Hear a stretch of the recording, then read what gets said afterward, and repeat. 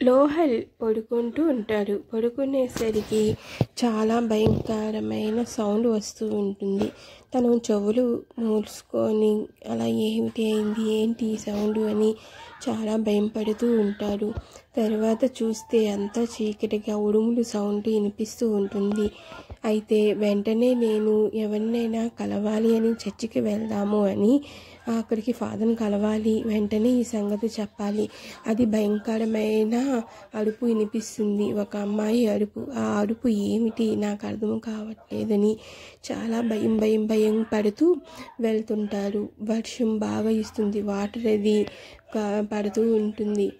అయినా సరే వెళ్తారు. ఈలోగా అక్కడ ఫాదర్ని చూస్తారు. ఏమిటి లోహల్ నువ్వు ఇలా వచ్చావు అనేసి అంటే, ఫాదర్ ఇంట్లోని ఎవరో ఒక అమ్మాయి అరుపు చాలా భయంకరంగా వినిపిస్తుంది, నాకైతే చాలా భయం వేస్తుంది, మీరే రక్షించండి, అది ఎందుకు అలా అరుస్తుందో ఏమిటో నాకు అర్థం కావటం లేదు అనేసి అంటారు.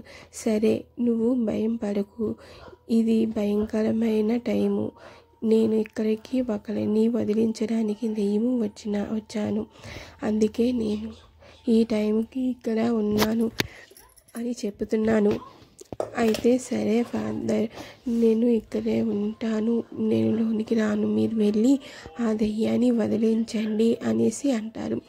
అయితే సరే మీరు ఉండు అని అంటే, చూడు అటువైపు మటుకు ఎవరో ఒకరు కనిపిస్తూ ఉంటారు, కిటికీ కాసి మటుకు నువ్వు చూడొద్దు అనేసి అంటారు. సరే ఫాదర్ మీరు వెంటనే రండి అంటే, నువ్వు ప్రస్తుతానికి ఇప్పుడు ఇంటికి వెళ్ళిపో, ఇంటికి వెళ్ళి అలాగే చెవులు మూసుకొని పడుకో, నేను వెంటనే వస్తాను అంటే సరే ఫాదర్ అనేసి అంటారు. తర్వాత ఫాదర్ వెళ్ళిపోతారు అక్కడి నుంచి. తిను కూడా అలాగే ఇంటికి వెళ్ళిపోయి ఆ అరుపులు వినిపిస్తున్న చెవులు మూసుకొని గట్టిగా మూసుకొని పడుకుంటూ ఉంటారు. ఆ అరుపులకి తనకి చెవులోంచి రక్తం కూడా వచ్చేస్తుంది. ఏమిటి ఇంత భయంకరంగా అరుస్తుంది ఎందుకు అని తనకు అర్థం కాదు. ఆ అమ్మాయిని అడుగుతారు, నువ్వు అసలు ఎవరు, ఎందుకు ఇక్కడికి వచ్చి అరుస్తున్నావు అని అడిగితే, నన్ను ఒక దుర్మార్గుడు చంపేశాడు, నన్ను బంధించని చూస్తున్నాడు, నువ్వు రక్షిస్తావని నీ దగ్గరికి వచ్చాను అంట.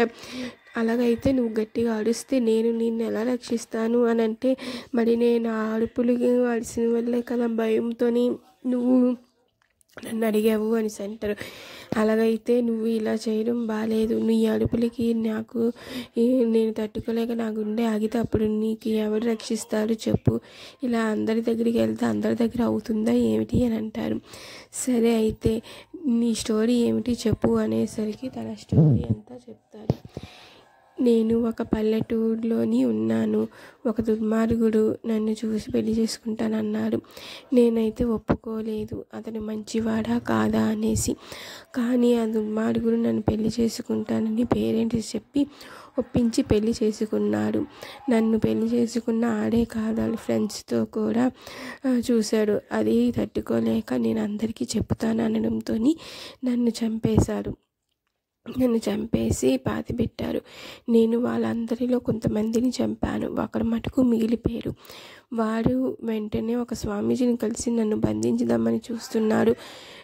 అయితే నేను నన్ను బంధించిన ఆత్మగా ఉండిపోతాను, ఇక్కడి నుంచి నువ్వు రక్షిస్తే ఆడిని చంపేసి నా ఆత్మ విముక్తి కలుగుతుంది అని అంటాడు.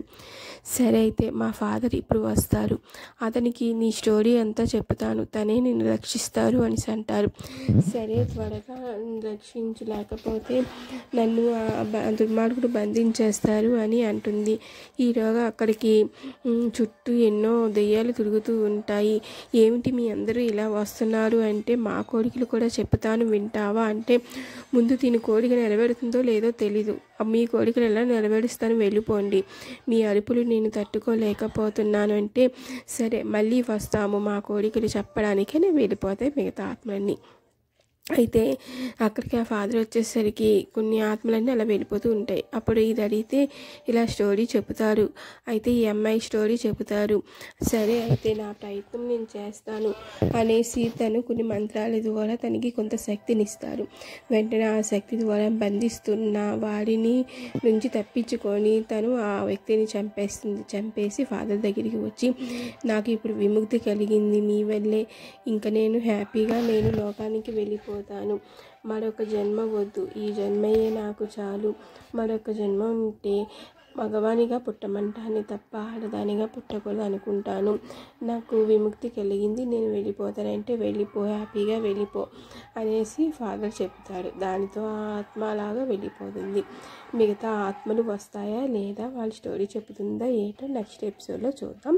ఈ స్టోరీ మీకు నచ్చితే ప్లీజ్ లైక్ అండ్ కామెంట్ చేయండి. మళ్ళీ స్టోరీ చెప్పమంటే చెప్తాను. Okay friends, bye friends, bye.